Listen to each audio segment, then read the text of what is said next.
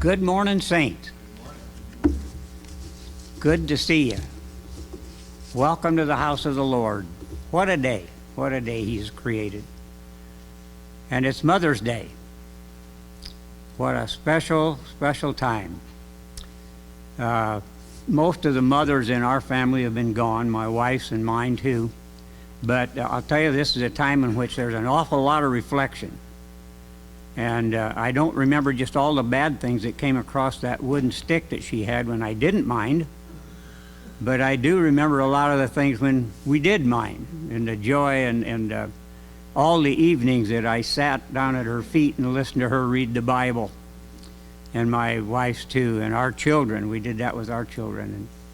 And it's just, you know, it's a day, it just seems a tragedy that it's a day that is encompassed into an hourly thing. It's for the next 24 hours, it's Mother's Day, right? Then after that, it's back to you do this and you do that. And no, I won't. We've got, but you know, my wife and I were talking just the other day. We got word it's going to be our first, but we're going to have 2 grandchildren, great-grandchildren, in November. My oldest granddaughter is going to have twins. And so we're kind of preparing for this motherly thing again, depending on, you know, now if it's a boy, it'll be all right. I can roughhouse him. But if it's a girl, I got to be so delicate. You understand? No? Doesn't look right. Something out there is going. But Mother's Day, to me, it's just like a Jesus Day. It's never ending. It's 365 days a year, 24 hours a day. And unless you guys have an assigned board that you tell Jesus to take care of the kids for a while. I don't know. See? Mother's Day. What a day. May God bless us in it. Let's sing hymn 55.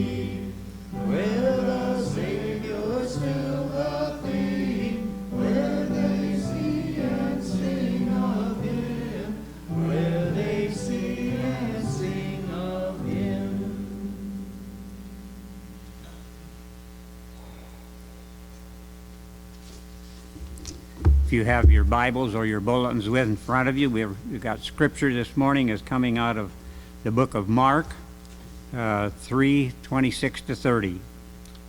While he was yet with them, and while he was yet speaking, there came then some of his brethren and his mother, and standing without sent unto him, calling unto him. And the multitude sat about him, and they said unto him, Behold thy mother and thy brethren without seek for thee.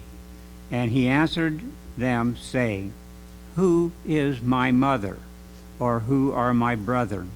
And he looked around about on them that sat about him, and said, Behold my mother and my brethren. For whosoever shall do the will of God, the same is my brother, my sister, and my mother. Let us sing hymn 271.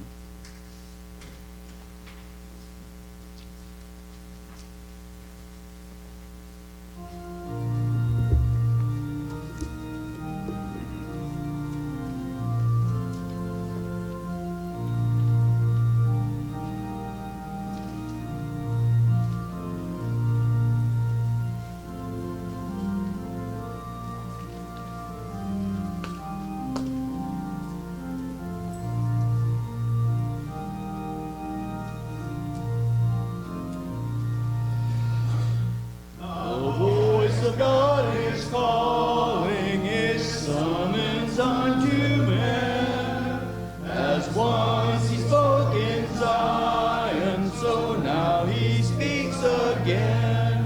When shall I send to succor my people in their need? Whom shall I send to loosen the bonds of lust and greed? I hear my people crying in cot and mine and slum. No field or moat is silent, no city street is dumb. I see my people falling in darkness and despair. Who shall I send to shatter the fetters which they bear? Heed, O Lord, thy summons and answer, here are we. Send us upon thine errand, let us thy servants be. Our strength is dust and ashes, our years of passing hour. But thou didst use our weakness to magnify thy power. From ease and pleasure save us, from pride of place absolve.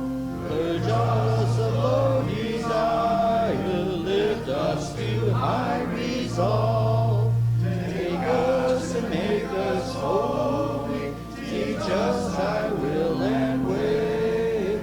Speak and behold, we answer, command and we obey.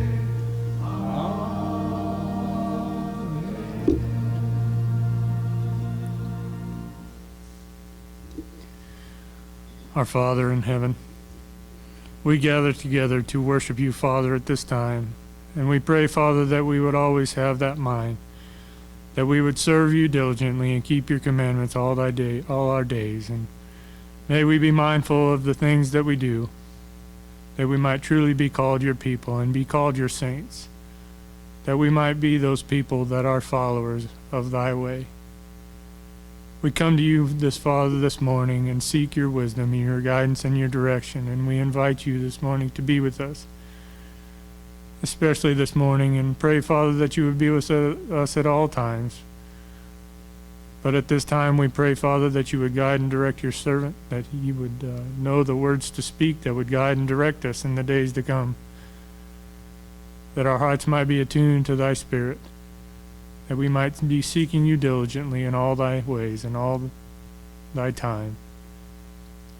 I pray, Father, that you would help us in the paths that we walk, that we might follow you in all things and in all times and in all seasons.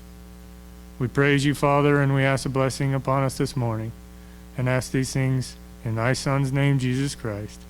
Amen.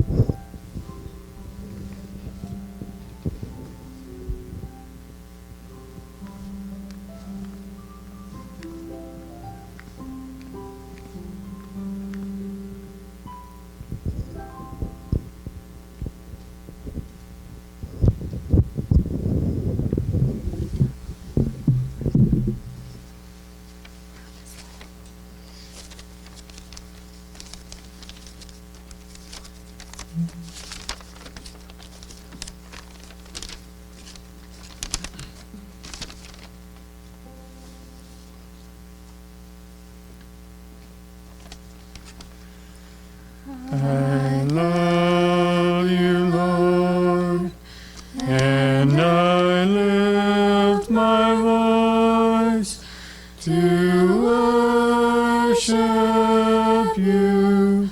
Oh, my soul, rejoice. Take joy, my King, in what you hear. May it be a sweet, sweet sound in your ear, singing Alleluia, Alleluia, praise worship to your name, singing Alleluia, Alleluia, praise and worship to your name. I seek you, Lord, and I need your strength to follow you. Oh, my soul, rejoice. Tell me, my King, to do your will. May I hear, well done, my son, from you still, singing Alleluia,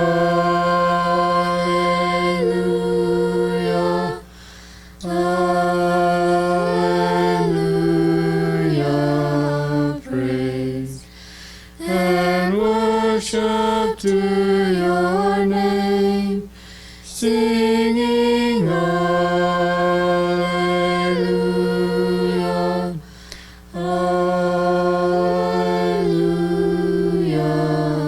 praise and worship to your name. I serve you, Lord, and I'll give my life to honor you. Oh, my heart, rejoice. Guide me, my King, to be your saint. May I serve you diligently and not faint, singing Alleluia, Alleluia,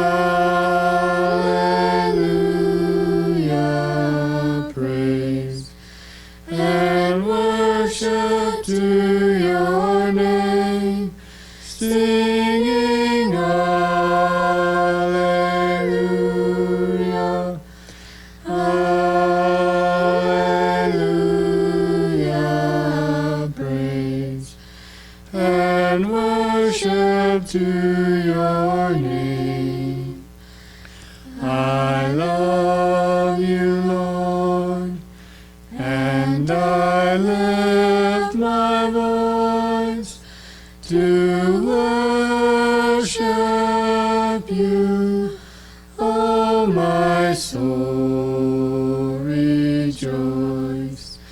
Take joy, my King, in what you hear. May it be a sweet, sweet sound in your ear.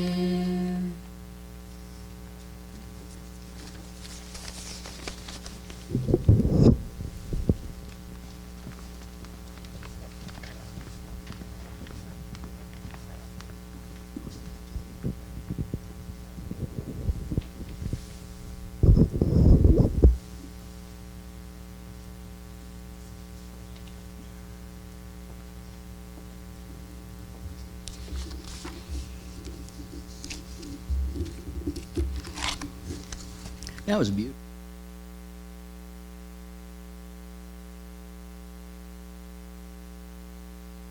In the Air Force, we had to study a lot of things about the propagation of radio waves and so on, and one of the things that we learned about was harmonics. It's when you have two frequencies and then they create another one. I heard more than 4 voices back there this morning, so they had to have been nailing those harmonics really well. That was a blessing. For your consideration this morning, I'm reading out of the 11th chapter of Luke, beginning at the first verse. And this is going to sound familiar to you, but listen very carefully. And it came to pass, as Jesus was praying in a certain place, when he ceased, one of his disciples said unto him, Lord, teach us to pray, as John also taught his disciples. And he said unto them, When ye pray, say, Our Father who art in heaven, hallowed be thy name, thy kingdom come, thy will be done, as in heaven, so in earth. Give us day by day our daily bread, and forgive us our sins, for we also forgive everyone who is indebted to us. And let us not be led into temptation, but deliver us from evil. For thine is the kingdom and power. Amen. Yes, that was in the inspired version.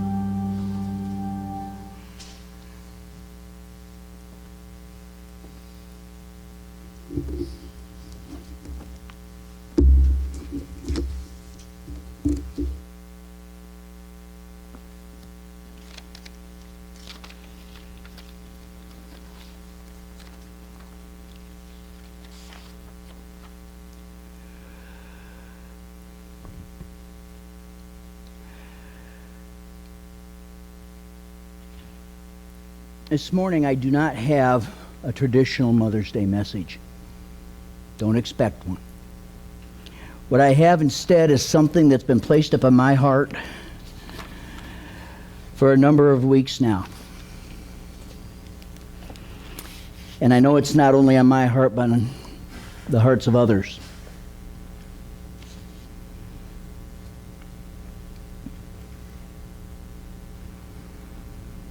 The scripture I read this morning sounded kind of familiar, didn't it?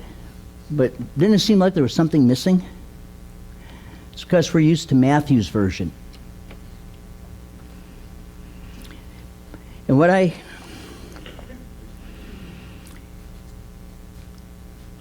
guess the vessel that I'm going to be carrying this message in this morning is actually Matthew's version of the Lord's Prayer. Probably I should say the Lord's Prayer teaching, because it really wasn't his prayer, it was what he's teaching. The Lord's Prayer really took place in the Garden of Gethsemane. But when it comes to prayer,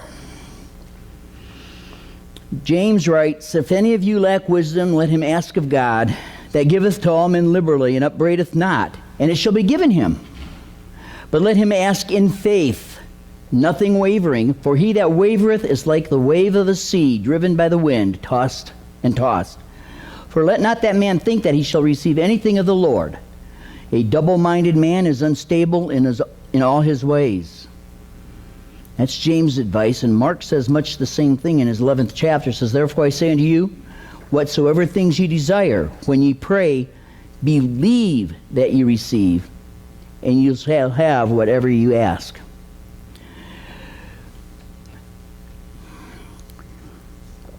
I did give had the boys pass out a little handout earlier, a little table thing, which it may come in handy, but it's got the King James versions, and then the inspired version of Matthew, and then I put the inspired version of Luke and the King James version, just so you have it there for future reference and stuff, a place to maybe jot some notes down this morning.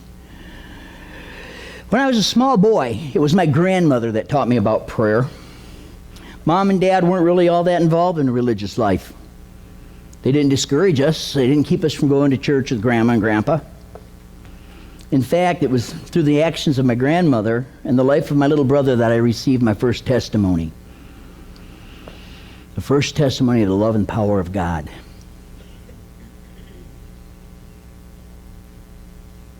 Although it was several years before I understood that message, or the event to the fullest, it sat in my mind as a seed waiting to take sprout, waiting for the light and the water of eternity to bring it to fruition. And I was about 3 years old. My little brother was born, and there were problems right away. His color wasn't good. His muscles were atrophying. I mean, literally they could see digression by the hour. He wasn't responsive, very responsive. All indications were he had a respiratory issue. However, every single test that they ran came back normal. Nothing indicated. Nothing gave a clue as to why Ray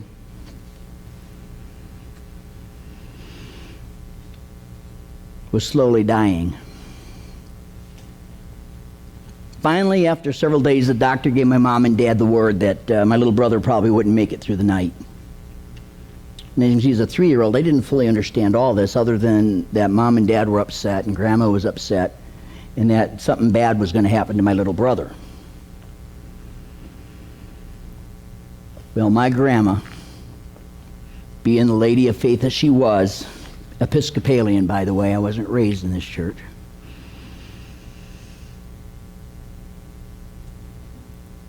she wasn't going to accept that as a final option.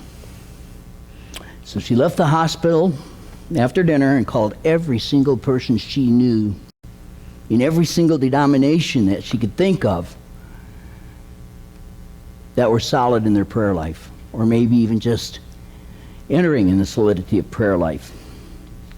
She had one simple request: pray for my grandson who isn't supposed to make it through the night. Those prayers went up. Then on a cold October night in Michigan, the doctor awoke from a deep sleep about 2 o'clock in the morning. He rushed to the hospital still in his pajamas and ordered an injection of hemoglobin for my little brother. The staff looked at him like he was crazy. He goes, "Wait a minute, the tests all say everything's fine and normal there. What, you know?" Doc says, "Don't ask me why, just do it. I don't understand fully why, but do it." So they gave him the injection, and his color started to improve. He wasn't quite so bluish. They ran the test again. Well, what do you know? They didn't come back normal that time. The levels were so low in his blood, the tests couldn't even determine it, and so it reflected it as normal. He was so severely deficient in hemoglobin that his body simply wasn't transferring the oxygen that it needed. That little brother of mine's approaching 60 years old, or he might be 61 in October. I'd have to do the math again. He's very active, and I've heard he still rides a skateboard from time to time. Prayer works. But how are we to pray? The disciples had the same question, and Jesus taught them. He told them not to use vain repetitions in order to be heard, but to pray knowing that your Father knoweth all things ye have need of before you even ask him. And so they said to Jesus, teach us. And Jesus said unto them, therefore, after this manner shall ye pray, saying, Our Father who art in heaven, hallowed be thy name. Now, let me ask you a question. Do you really know what you're praying when you pray what's called the Lord's Prayer? Do you really know what you're asking for? I hope to give you a little insight. What does hallowed mean? Well, when I was that little 3-year-old boy, I thought the word was hallowed. But when we read and recite this prayer example, do we know what we're saying to Jesus? Or what Jesus was trying to teach? Consider the Greek word that's translated as hallowed. Hagizio. It means to recognize as being hallowed. That helps. It is only translated this way twice. Both are in the prayer teaching of Jesus in Matthew and Mark.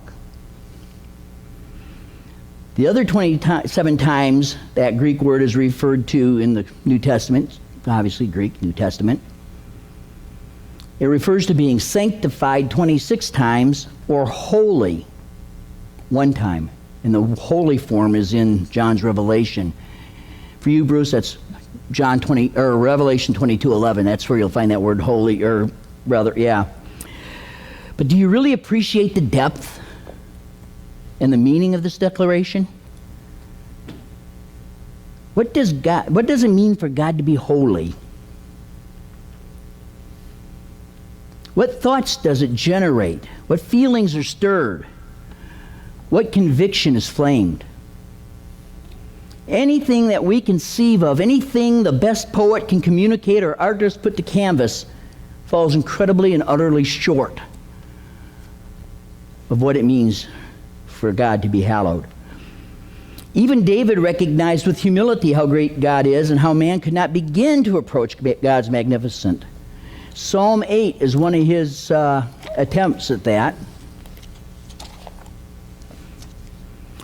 O Lord, our Lord, how excellent is thy name in all the earth, who has set thy glory above the heavens. Out of the mouth of babes and sucklings hast thou ordained strength because of thine enemies, that thou mightest still the enemy and the avenger. When I consider thy heavens, the work of thy fingers, the moon and the stars which thou hast ordained, what is man that thou art mindful of him, and the son of man that thou visitest him? For thou hast made him a little lower than the angels, and hast crowned him with glory and honor. Thou madest him to have dominion over the works of thy hands.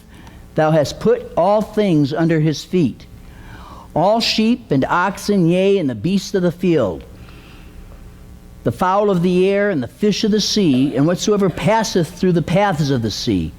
O Lord, our Lord, how excellent is thy name in all the earth.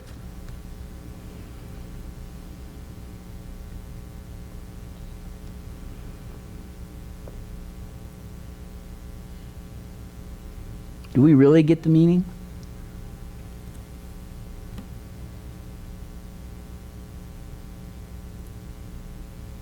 Or is it just another word that we say amongst many more as we repeat various parts of the Christian, the scriptures out of rote memory rather than humble, contrite awareness? When you pray, do you have faith? Truly have faith and believe that God will come through. Is there even a little doubt that he will do it because I'm unworthy. If you have any doubt at all, you may be wasting your time. Remember though, a little faith can still work wonders.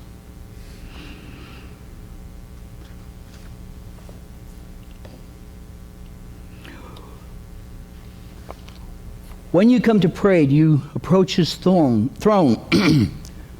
humbly, recognizing the awesome power he demonstrates in your life? The very life you have, the provision for food on your table and shelter from the storm.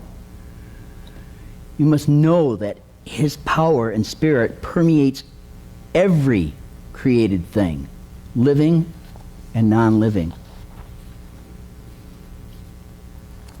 Our Father, hallowed be thy name.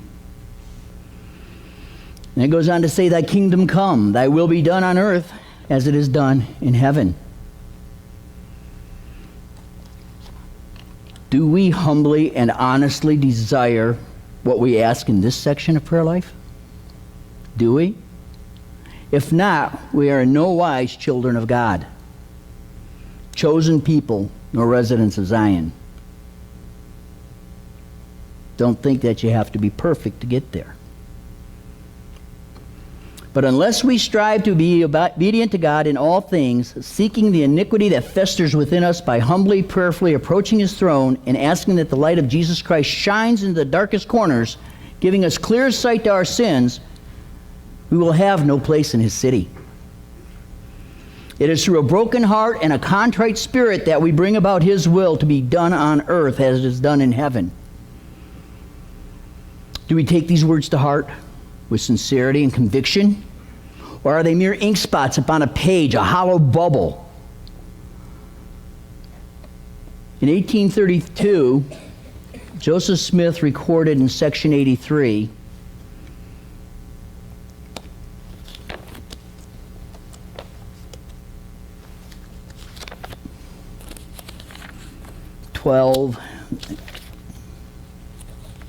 A through C is what I'm going to be sharing at first. I can get to section 83 here. Here we go. Section 83, 12a through C. Verily, verily, I say unto you, they who believe not on your words and are not baptized in water in my name for the remission of their sins, that they may receive the Holy Ghost, shall be damned, and shall not come into my Father's kingdom, where my Father and I are. And this revelation to you and commandment is in force from this very hour upon all the world, and the gospel is unto all who have not received it. But verily I say unto all those to whom the kingdom has been given, from you it must be preached to them that they shall repent of their former evil works. Repentance.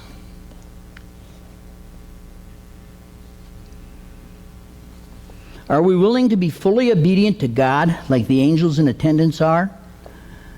Are we willing to continually and constantly sing his praises and declare his glory? Are you willing to put his glory and will before everything else? Being unwilling to do this is to have a wavering heart, as James called it. Unfortunately, many of us go through life without considering the most basic implications of our choices and our actions. The soccer tournament is at noon on Sunday. Do we go to church or miss this service to make it to the game on time?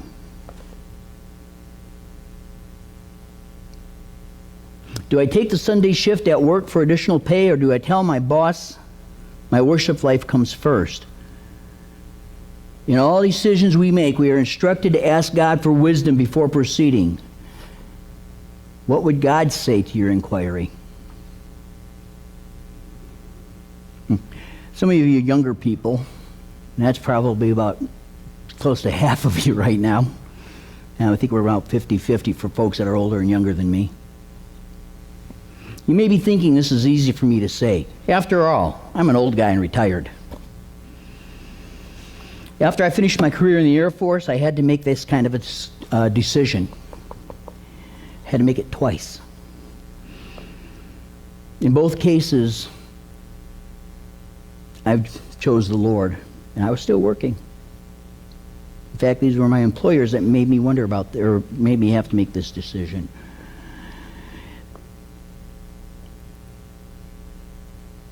In one case, when I told the boss that I'm not working Sunday, I'm going to be at church, he honored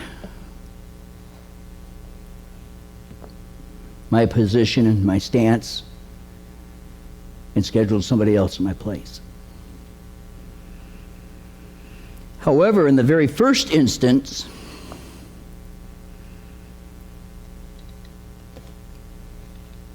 the boss said, well, you got a choice. You can go to church on Sunday, or you can come here on Sunday, but if you go to church on Sunday, don't plan on coming back on Monday.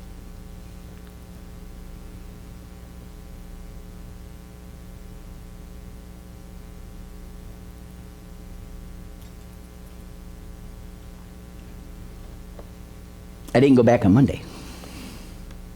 But throughout searching for a new job, God opened a lot of doors for me. I don't say that to boast. It was a rough time. But it is an example of what it means to choose God first. And I'm still not at the point where I do that 100%. And then Jesus instructs us to pray, give us this day our daily bread.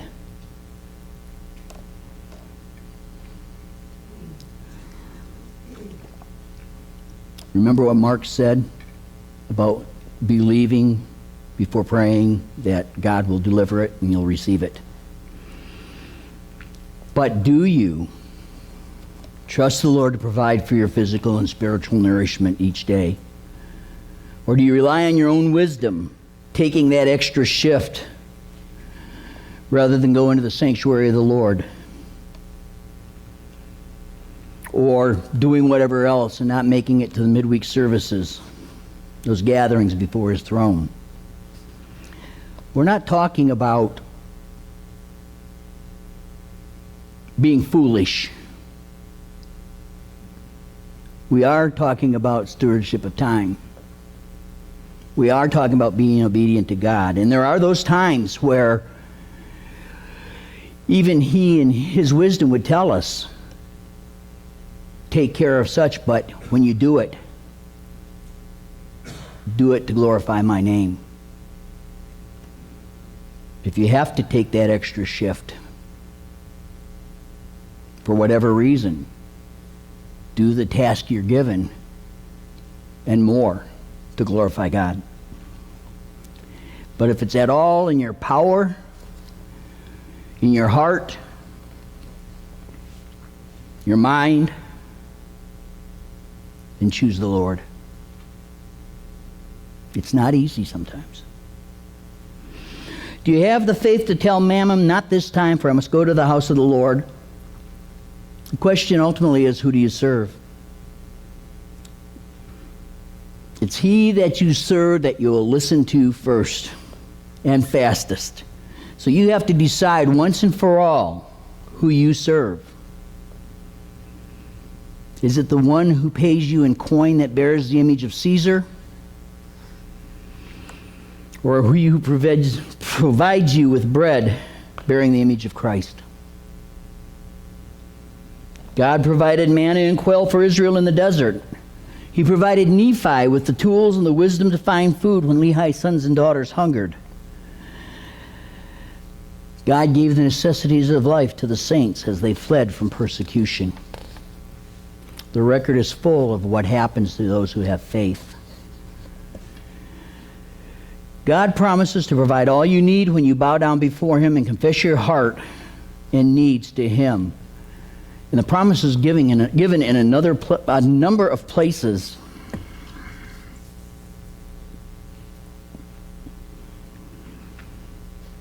It's given to you in a number of places in modern day Revelation.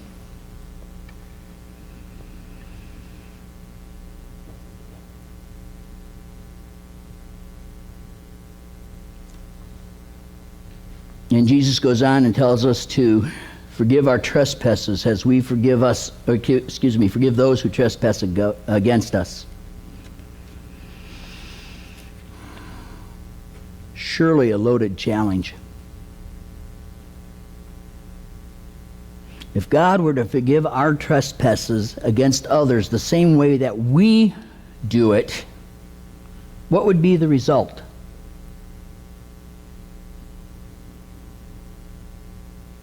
What would be the result?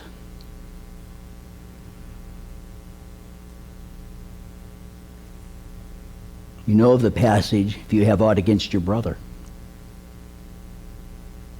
take it to him. Lay down your gifts and take it to him. If you can't resolve it, then take them to the elders.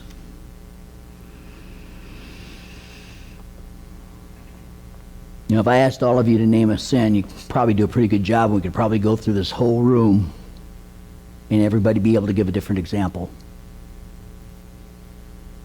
But there's one sin I hadn't thought about and I just came across recently, and it's found in James 5:9. Grudge. Do we hold grudges against anyone?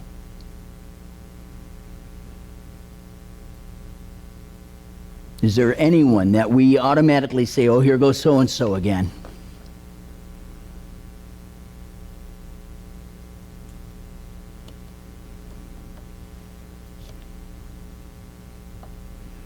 Do we come looking at the calendar to see who's speaking and say, oh, I know what this is going to be today?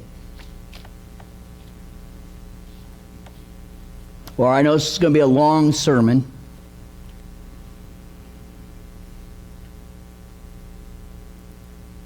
My brothers and sisters, grudge, prejudgment like that is a sin.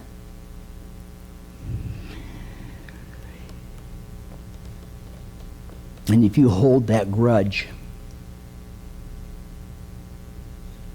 if you don't strive to be repentant of it and to reconcile with your brother or sister, in the eyes of God,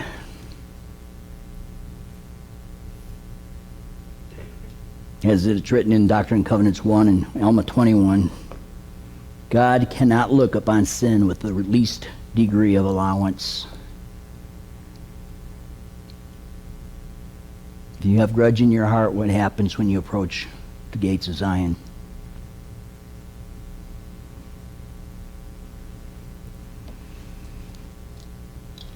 Rhetorical question for you. I don't want an answer. You don't have to answer this one to me, but how many of you in here are sinless? I'm glad nobody... I've known a couple of people I think were pretty darn close.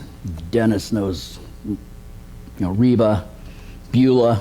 They were pretty doggone close. But everyone in this room is a sinner. I am absolutely certain there is not a one of us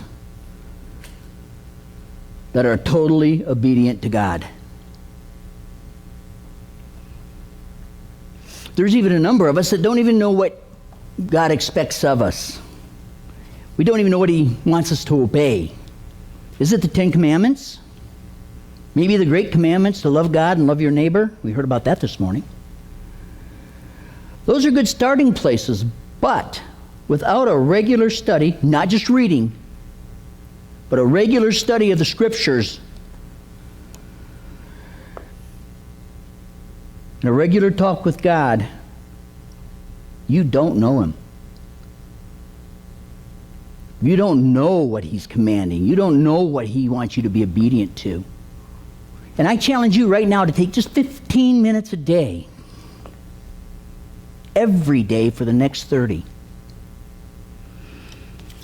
Pick a place. Just let your Bible fly open, your Scriptures. I've done that before. And read while asking God to reveal to you the truth of it in relation to your life. I know some of you spend way more than an average of 15 minutes a day in God's Word. Still, are you asking Him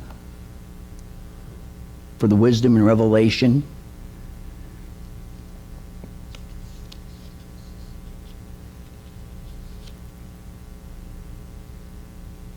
And by the way, don't feel too down about all that, because we're in the majority of mankind when it comes to being a sinner.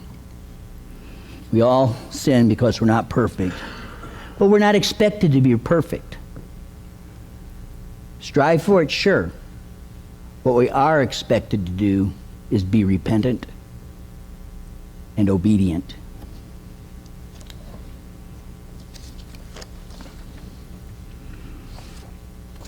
And suffer us not to be led into temptation, but deliver us from evil. And your little sheet, you'll see the other versions just say, and lead us not into temptation. I'm not going to get into that discussion. Does God lead us to temptation? Did God create evil or any of that?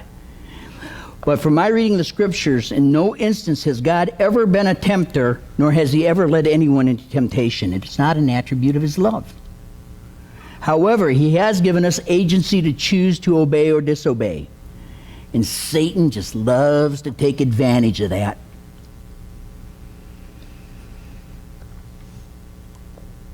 He loves to lead us into a trance of apathy fueled by incessant routine.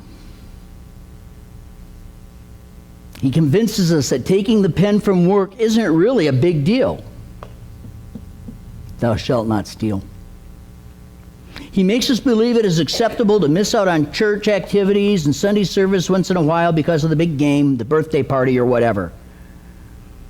Remember the Sabbath day and keep it holy. Even the very consideration of sin is sin. Satan does his best to get us to rationalize this into thinking, well, at least I didn't do it. And Jesus said, behold, it is written by them of old time that thou shalt not commit adultery, or steal, or whatever. But I say unto you that whosoever looketh on a woman to lust after her hath committed adultery with her already in his heart. It's that covetous thing. Now, someone that looked at that, whatever you can think of, I imagine, the latest iPhone or something, and it's just laying there, nobody's around, just thinking that's a sin.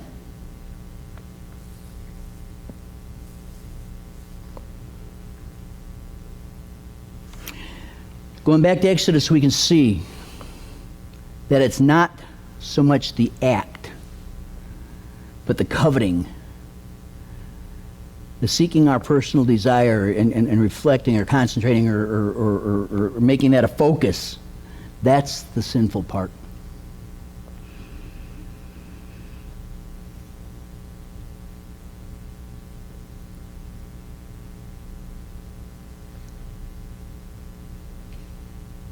And even when, like Jonah, we try to run from God, he shows us, here's what I want you to do. And we jump in the boat to head to Nineveh to get away from it.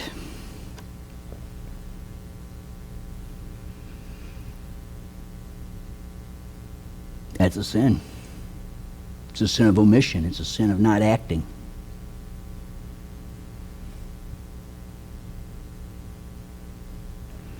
You see, God's will is for us to always stand for Him, to speak out for the oppressed and the downtrodden, to care for those who are less fortunate. Folks, we don't need any help to be led into some temptation. We can find it real easy on our own. And that's the problem. We're willful, disobedient creatures. I can assure you, I'm certain every one of us in here could probably look over the last 30 or 60 days and find a point where we were tempted, where we sinned because we thought about, nobody's around, or whatever the case might be. We're simply sinners. And then Jesus closes his teaching by saying, for thine is the kingdom and the power and the glory forever and ever. Amen. It takes us right back to that hallowed thing. There's no escaping God's watchful eye. He's omniscient. He's omnipotent. He's eternal. We have absolutely no control over the day and the time we meet him. We talked about that this morning.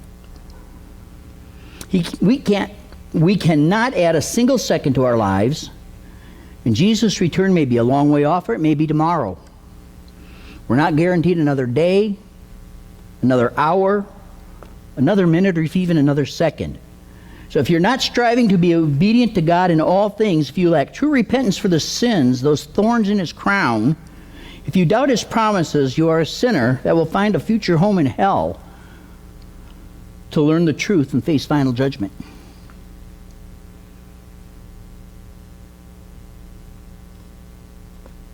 I can't answer for you. I can't answer what degree of love you have in your heart for the Lord. I can't answer what the motivation is for you to do the things you do. I can only answer for myself, but God knows. He knows the degree of love we have for him in our hearts. He knows the degree to which we strive to be obedient to him. He knows the degree of our repentance better than we know ourselves.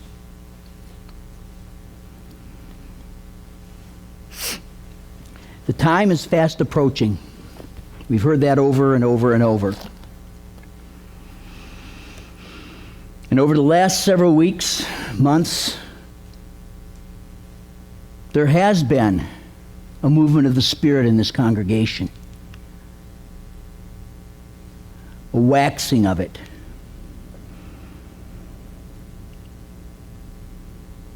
We've seen some wondrous things happen in our midst. Healings. Questions that have been asked in the various classes and stuff that are seeking a deeper understanding and a deeper meaning.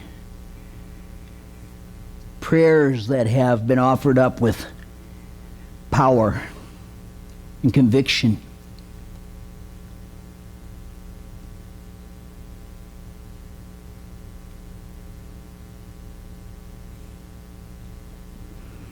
God wishes us to be, brothers and sisters, one body, one mind, one heart. He desires for us to care for one another. He desires for us to love him. And the blessings we see are just a drop in a bucket, a drop in the ocean of what he has in store for each and every one of us.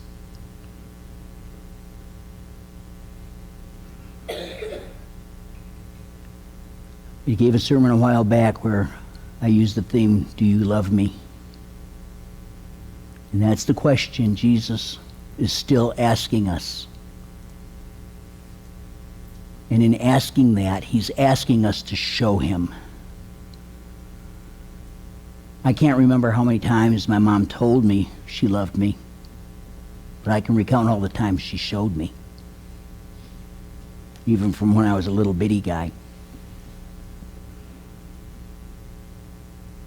Are you showing God you love him? Or better yet, do you truly love him? And if you truly love him, how well do you know him?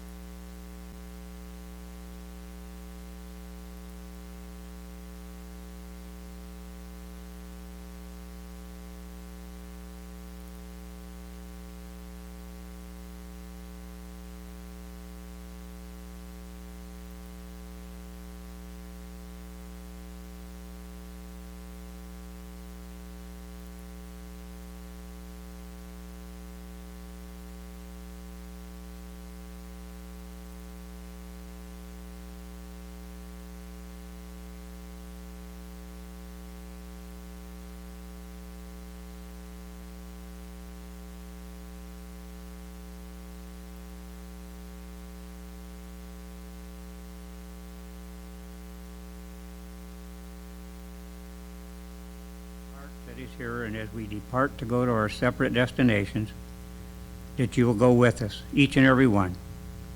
be there on the route to it, and when we get there, the responses that we have for the fellowship we'll have with our family reunions in Mother's Day. When we have our daughters and our daughter-in-laws and our children and our own spouses. I would ask that you would be with us as we go to them, share with them, and may we get the feeling that of the response of what that will bring is just so purely godly that it's a joy to be a part of His world, if you will, but most importantly, that we're part of His church. So guide us, direct us, and be with us as we go, and we do this in the sacred, holy, and precious name of our Lord and Savior, even Jesus, the living Christ. Amen.